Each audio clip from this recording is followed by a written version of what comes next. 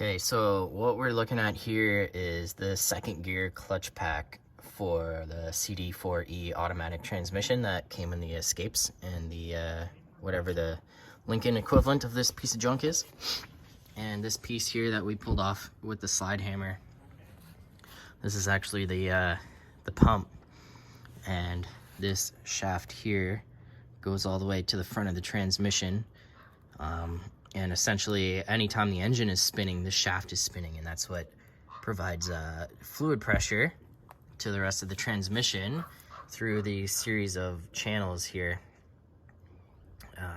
And I don't know exactly where these channels go to, but essentially that's how the transmission is controlled. So inside of here, we've got the drum, which is also happens to be the ring gear of the planetary gear set that's in here.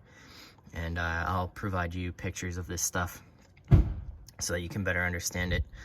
And then we have the carrier and the sun gear on the inside. So the sun gear is attached to the transmission input shaft, so it'll spin at engine RPM.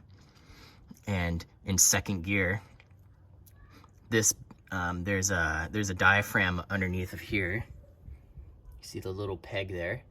So in second gear, that peg pushes upwards on this band, which squeezes the drum.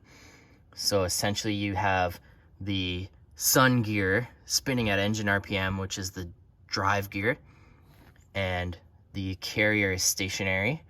And sorry, the sun gear, the ring gear, god damn it. The ring gear is stationary.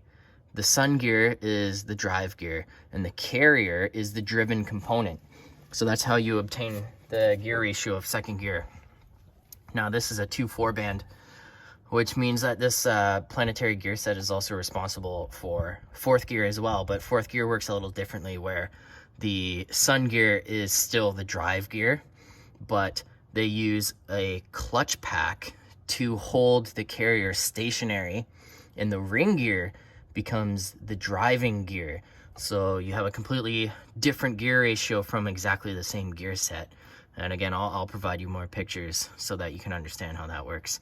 But yeah, this repair is not supposed to be carried out in car the way that I'm doing it. And the reason for that is if this clutch pack and drum fall out or come out of place, you cannot reinstall it in this position. You have to pull the transmission out and put it face down on a bench in order to assemble it without damaging any of the components. So and because there's a clutch pack in here that's controlled by, it's applied using hydraulic pressure, there's hydraulic seals behind here that come in the 2/4 band kit that you would buy from Ford.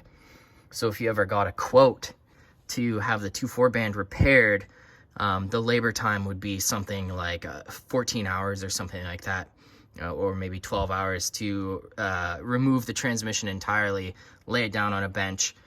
You would pull this clutch pack and gear set out, replace the seals that are behind it, and reinstall it all. And you would also remove these bolts and disassemble the pump, put new gears, put new seals in the pump. So you know, this is a very backyard repair, and if this was to fall out on me, I would be completely fucked. So yeah, if this was to fall out on me, I would be completely fucked. So yeah, that's that. But yeah, this repair is not supposed to be carried out in car the way that I'm doing it. And the reason for that is if this clutch pack and drum fall out or come out of place, you cannot reinstall it in this position. You have to pull the transmission out and put it face down on a bench in order to assemble it without damaging any of the components. So